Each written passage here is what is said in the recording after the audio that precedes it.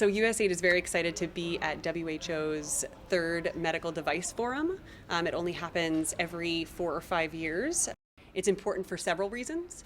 One, to connect innovators that we invest in with regulators and those who are pulling together and helping to appreciate what new target product profiles and minimum viable products look like, to ensure that innovators and researchers are properly kind of defining their products and developing their tools.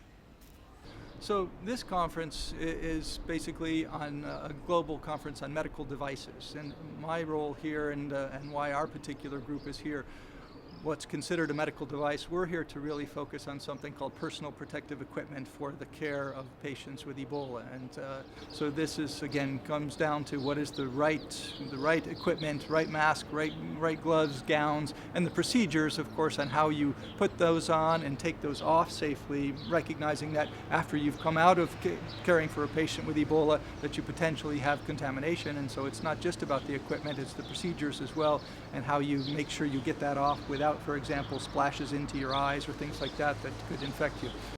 We launched the Fighting Ebola Grand Challenge in the midst of the Ebola crisis.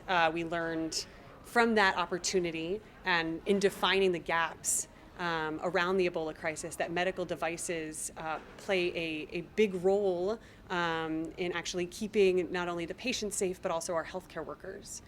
Well, MSF has been responding to Ebola outbreaks since 1995, and we've worn a variety of protective gear over the years, which has had good features and bad features.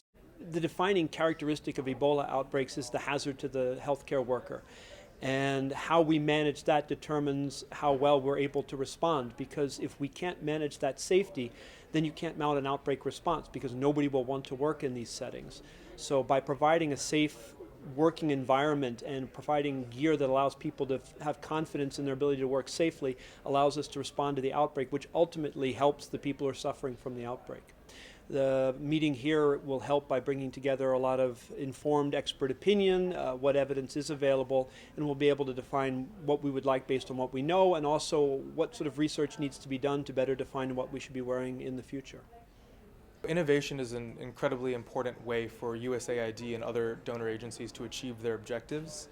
We know it helps us leapfrog traditional challenges that we face when we look at global health problems, which are very entangled and entrenched.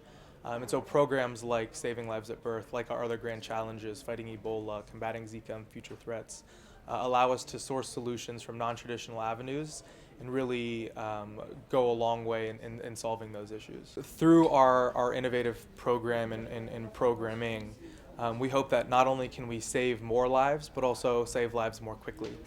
In 2015, at the height of the Ebola crisis, my company received one of the Grand Challenges Awards from the program USAID was running. So my company has developed an infusion monitoring device. We call it the Drip Assist. And we created the technology because we wanted people all over the world to be able to get medications safely. So the way this device works is you slip it onto that drip chamber and it just hangs there. And you turn it on with this first button, and then with the second button, you choose what kind of drip set you're using. And there's 4 sizes made in the whole world, and this will work with any size. So I can use the second button to tell it what size I'm using. Now I'm going to pretend to be a drop. And so I'm going to use that clamp to start the fluid flow, and as soon as I see the drops, that device gives me a read rate, and it tells me how much fluid or medication I'm administering to my patient. We received the grant from USAID in the Grand Challenge for combating Zika and future threat last year. And we have been working with USAID and some of our partners since then to develop the device and the test for Zika. We are developing a point-of-care device for testing on the spot different diseases from a droplet of blood. Initially we're developing it for Zika and dengue fever, and it's a very portable, very small device, very easy to use, so it doesn't need much training. You just take a droplet of blood, put it in a cartridge, put the cartridge in the reader, hit start, and within 10 minutes you get a result that's on the same level as what you would achieve with normal lab equipment. I think it's also really important at a forum like this to have our innovators to come together because it gives them an opportunity to interface with each other. And that's really where a lot of the exciting learning happens, is when the innovators are learning from each other, talking about their successes, but also their mistakes, and also developing partnerships and collaborations with each other. So we're all here together to try to look and see what the evidence base is, what's the best science around this, and make recommendations.